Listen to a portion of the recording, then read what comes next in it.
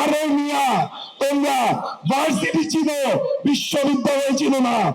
আপনি যদি এনসিপি করেন, আপনি যদি জুলাই যোদ্ধা হন, তাহলে আপনি গোপালগঞ্জে কি করেন? আরে গোপালগঞ্জ কি বাংলাদেশের বাইরের কোন রাষ্ট্র নাকি? যেখানে সন্ত্রাসীরা হামলা করলো, কেন হামলা করলো, কোথা থেকে এলো?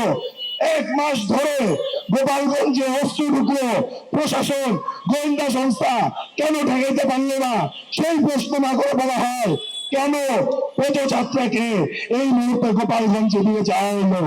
আরে পদযাত্রা গোপালগঞ্জে যাবে, এটা তো 1 তারিখে ঘোষণা দেওয়া হয়েছে। আবার বলা হয় পদযাত্রাকে সরিয়ে মার্চ টু গোপালগঞ্জ বলে নাকি আমরা মতকে উস্কে দেই। আরে মিয়া, তোমরা ভার্সিটি চিনো, বিশ্ববিদ্যালয় চিনো না, পদযাত্রা বুঝো, মার্চ বোঝো না। রাজনীতিতে যে এত মূর্খ তা তো আগে জানতাম না।